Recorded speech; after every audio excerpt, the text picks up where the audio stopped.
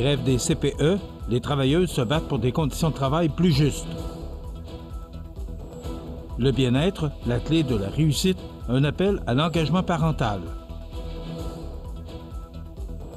Un nouveau souffle pour la programmation des Arts de la scène de Montmagny.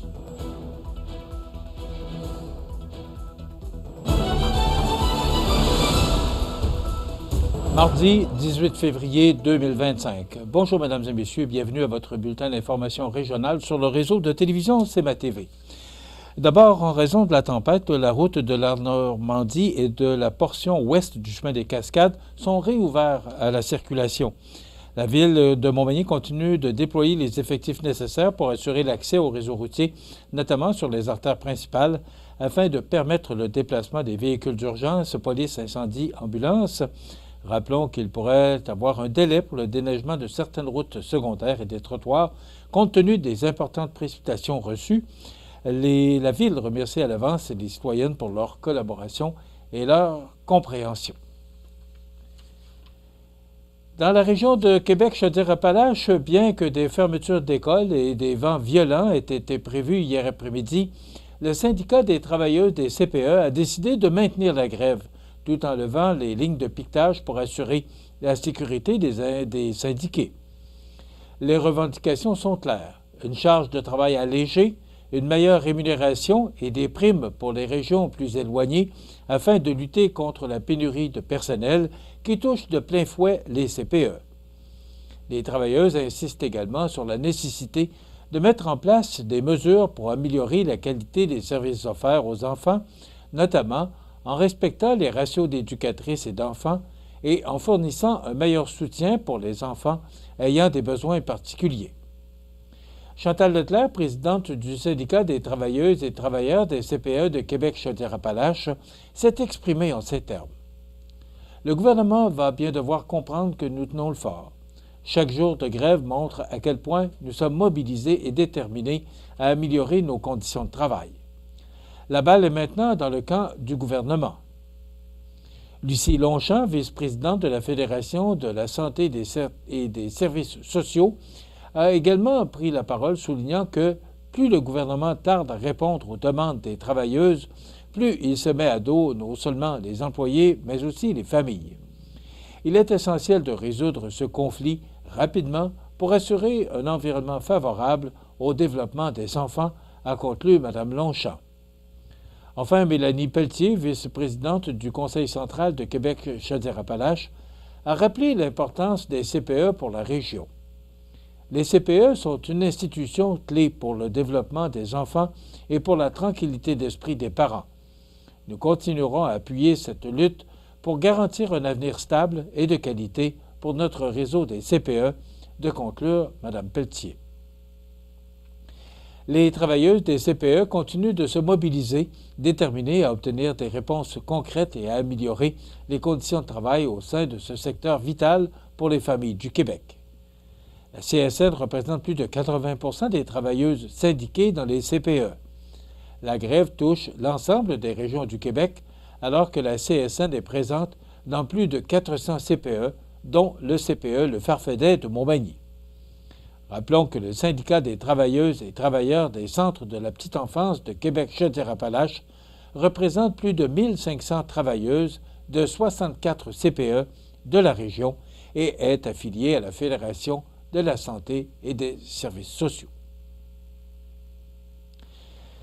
La Fédération des comités de parents du Québec annonce le lancement des inscriptions pour son événement national annuel qui se tiendra le 31 mai 2025 à Québec et en ligne sous le thème « Le bien-être, la clé de la réussite ».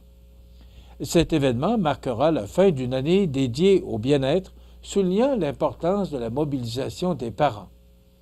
Lors de cette rencontre, des moments d'échange et de réseautage permettront de célébrer l'implication exceptionnelle des parents dans le milieu scolaire. Une des grandes nouveautés cette année est la présentation exclusive des résultats de l'enquête nationale sur le bien-être des familles québécoises réalisée par la docteure Mélissa Généreux. Cette enquête, lancée le 3 février 2025, explore des sujets cruciaux comme la place du numérique dans la vie des enfants et l'impact sur leurs relations sociales. L'événement mettra également en lumière une conférence du Dr Dominique Boily sur le thème « Tout commence à l'intérieur », suivi d'un souper-conférence de Stéphane Paradis de Gustave, créateur d'expériences humaines et conférencier, abordant l'estime de soi et la motivation des enfants. Rappelons que le comité de parents a comme principal mandat de promouvoir la participation des parents aux activités du centre de service scolaire, de transmettre à cette dernière l'expression des besoins des parents et de donner son avis sur tout sujet propre à assurer son bon fonctionnement. Le comité de parents, formé d'un représentant des parents de chaque école, conseille notamment le centre de service scolaire de la Côte-du-Sud sur le plan d'engagement vers la réussite, la répartition des services éducatifs entre les écoles, le calendrier scolaire et la répartition des ressources financières. Environ 6 rencontres du comité de parents par année scolaire se tiennent au centre administratif du Centre de service scolaire de la Côte-du-Sud à Montmagny. Un nouveau souffle pour la programmation des Arts de la scène à Montmagny. On vous donne tous les détails dans un instant. Animalerie Montmagny, on aime vos félins, parfois taquins. Oui, vos chiens, même les coquins. Vos oiseaux qui chantent en duo, c'est pour l'amour des animaux. Animalerie Montmagny, pour l'amour des animaux. Le 6 mars, ne manquez pas la 2e édition de Femmes en Action, un événement organisé par CMA-TV pour souligner le droit des femmes. Sous la présidence d'honneur de Gaëtane Corriveau, politologue, découvrez des exposants, des conférences et des panels mettant en avant des femmes inspirantes. Rendre hommage à Hélène Caron de la Maison d'Hélène sera aussi au programme. Entrée gratuite de midi à 18h. Un événement en collaboration avec le Centre d'aide aux entreprises Montmagny-Lillet et la Chambre de commerce de Montmagny. Vous regardez CMA-TV, le réseau de l'information sur la Côte-du-Sud. Le secteur culturel de Montmagny peut se réjouir de l'arrivée d'un talent prometteur dans l'univers de la diffusion des arts vivants. Jérémy Boulay, coordonnateur à la programmation des Arts de la scène de Montmagny, vient de compléter, avec succès, la 4e cohorte du micro-programme Profession diffuseur, un programme d'excellence offert par l'Association professionnelle des diffuseurs de spectacles Rideau. Le micro-programme, qui rassemble une diversité de professionnels de l'industrie culturelle, met également l'accent sur les échanges entre les participants, favorisant un apprentissage communautaire. Les relations tissées avec les autres participants et les formateurs sont un des plus grands atouts de ce programme, ajoute Jérémy. Cette diversité enrichit l'expérience de formation en permettant à chaque participant de partager ses réalités et ses défis spécifiques. Le programme m'a offert des outils précieux pour améliorer notre approche et offrir des spectacles qui répondent vraiment aux attentes de notre public, explique Jérémy Boulay. Parmi les moments marquants de sa formation, il cite le module sur la vision artistique, qui l'a aidé à mieux comprendre comment créer des programmations qui soient non seulement cohérentes avec l'identité des diffuseurs, mais également avec les goûts et les attentes du public. En parallèle de sa formation, Jérémy Boulay participe à l'édition 2025 de l'événement Rideau, qui se déroule à Montréal jusqu'au 20 février. Cet événement majeur est une vitrine de l'offre culturelle d'avant-garde et une occasion unique pour les diffuseurs de planifier leur future programmation tout en tissant des liens d'affaires. Accompagné de Cynthia Lamontagne, directrice générale des Arts de la scène de Montmagny, Jérémy Boulay aura l'opportunité de découvrir des spectacles innovants tout en renforçant les relations avec les acteurs clés de l'industrie. Ces rencontres sont essentielles pour découvrir de nouveaux talents, établir des collaborations et explorer les dernières tendances dans le domaine des arts vivants. Rideau représente ainsi une plateforme stratégique pour le développement de la programmation des arts de la scène, permettant à Jérémy de continuer à enrichir son réseau et d'assurer la diversité et la qualité des spectacles à venir. Cette expérience devrait contribuer à l'essor de la scène artistique de Montmagny en offrant au public des événements toujours plus captivants et en phase avec les évolutions. Les sports, présentés par Groupe Corriveau, entrepreneurs électriciens et plomberie, un appel, 4 services. Groupe Corriveau à Montmagny, 88 248 8992, votre solution. Vous avez des projets de construction ou de rénovation? Pensez Groupe Corriveau, entrepreneurs électriciens et plomberie. Un appel, 4 services, 88 248 8992, Groupe Corriveau à Montmagny ou groupecorriveau.com. La solution pour du travail bien fait.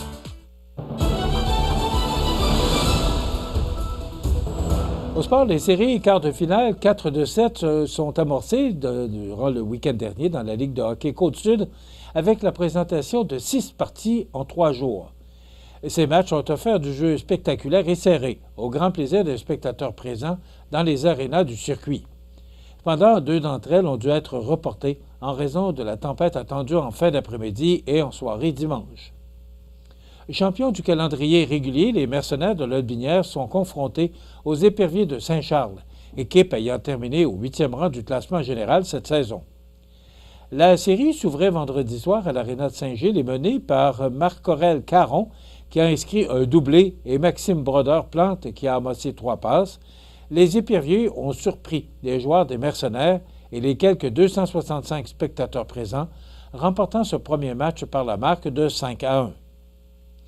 Les 2 équipes se retrouvaient dès le lendemain à l'Aréna de Saint-Charles pour le match numéro 2 de cette série, et cette fois-ci, les unités spéciales des Mercenaires ont eu le dessus sur celles des Éperviers, Lotbinière profitant de l'indiscipline des locaux pour signer un gain de 6-1 dans un match robuste et intense, créant ainsi l'égalité 1-1 dans cet affrontement 4 de 7. La série opposant les Hunters de Saint-Prosper au Pavage Jéricho de Saint-Jean-Port-Joli se mettait en branle vendredi soir au Centre Rousseau de Saint-Jean-Port-Joli. Édouard Ouellette a inscrit 2 buts en plus d'amasser une aide, alors que le Pavage Jéricho a pris les devants 1-0 dans cette série 4 de 7 avec un gain serré de 5-4. Soulignons que le match numéro 2 de cette série, qui devait avoir lieu dimanche après-midi au Centre récréatif de Saint-Prosper, a été annulé en raison des conditions climatiques. Dans la série 100% Beauce-Rhône, qui s'amorçait samedi soir au Centre Castel de Sainte-Marie, le Giovannina a été sans pitié pour le Family Prix de Saint-Joseph, prenant les devants 1-0 dans sa série 4 de 7, avec un gain, sans équivoque, de 9-1 sur les Joselois. Les 2 équipes Beauce-Rhône se retrouvaient dimanche après-midi au Centre Fabrico de Saint-Joseph, dans le seul match de la journée, qui n'a pas été reporté en raison des conditions climatiques. Les Joselois ont offert une bien meilleure opposition que la veille, mais se sont inclinés 3-1 devant le Giovannina, qui prenait ainsi les devants 2-0 dans sa série.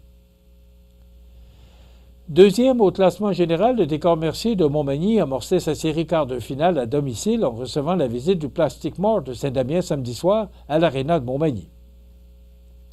Devant 293 spectateurs réunis pour l'occasion, les Manimontois ont pris les devants 1-0 dans cet affrontement 4 de 7 avec un gain de 7-4. Soulignons que le deuxième match de cette série, qui devait être présenté à 16h30 dimanche après-midi à Saint-Damien, a lui aussi été reporté en raison de la mauvaise météo. Voilà ce qui complète votre bulletin d'actualité pour aujourd'hui, mardi 18 février. Dans un moment, les prévisions de la météo et l'état des routes. Voilà, c'est tout pour l'instant. Bonne journée, mesdames, messieurs. Pour joindre la salle de nouvelles de CMA-TV, nouvelles au pluriel @cmatv.ca ou encore 88 241 13 13 poste 226. La météo, une présentation du restaurant à la Rive, un incontournable à Montmagny. Le restaurant à la Rive, un incontournable à Montmagny. C'est la place pour déguster un délicieux repas dans notre magnifique salle à manger ou sur le pouce à notre casse-croûte. Rue Saint-Louis ou par livraison, le restaurant à la Rive ou restaurantalarive.com.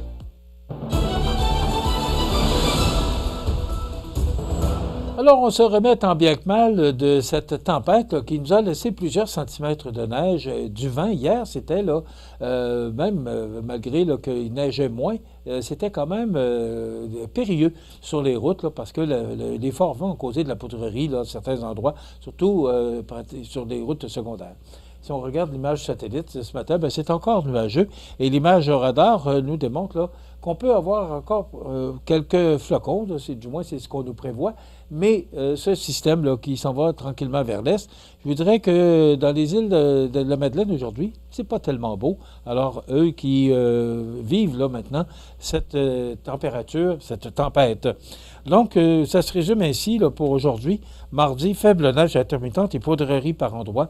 Des vents du sud-ouest de 40 km avec des rafales à 60, maximum de moins 11. Ce soir et la nuit prochaine, généralement nuageux, avec 60 de probabilité d'averse de neige. Des vents du sud-ouest de 30 km avec des rafales à 50, température stable à près de moins 11. Demain, mercredi, du temps nuageux, des vents du sud-ouest de 30 km/h avec des rafales à 50, maximum plus doux et qui rejoint les normales de saison avec moins 5 degrés. Pour jeudi, alternance de soleil et de nuages, si doux, avec un maximum de moins 3. Et pour vendredi, c'est le retour du soleil avec un maximum de moins 4. Pour samedi, alternance de soleil et de nuages, ce sera venteux avec un maximum de moins 7. Les normales de saison à ce temps-ci de l'année sont de moins 5 le jour, moins 16 la nuit. Le soleil s'est levé à 6h42 et se couchera à 17h11, heure normale de l'Est. Il fait actuellement moins 18 degrés à l'extérieur des studios de CMA-TV. Les vents soufflent de direction sud-ouest à 30 km/h. L'humidité est à 69 % et la pression barométrique est à 100,2 kPa. Donc, ça pourrait être encore là, périlleux sur les routes secondaires, principalement en raison de ces vents là, qui vont souffler tout au cours de la journée et des températures là, qui s'adoucissent à compter de demain et le retour du soleil pour jeudi. Je pense qu'on va le prendre avec un grand plaisir. Maintenant, pour cette journée, cette émission du 18 février, dans un moment, on parle avec la Société d'agriculture du comté de Lillet, la SACLI, avec son agronome Félix Gobeil. Et on reçoit Régent Lemieux, associé chez Mallette, qui viendra nous parler de la relève Mallette, ce concours qui existe depuis plusieurs années, qui revient encore une fois cette année. Donc, il y aura aussi la chronique La Pouponnière. On a un petit bébé à vous présenter ce matin et on parlera d'actualité. Donc, c'est le menu de cette émission du mardi 18 février. Je vous souhaite donc une excellente émission à notre antenne.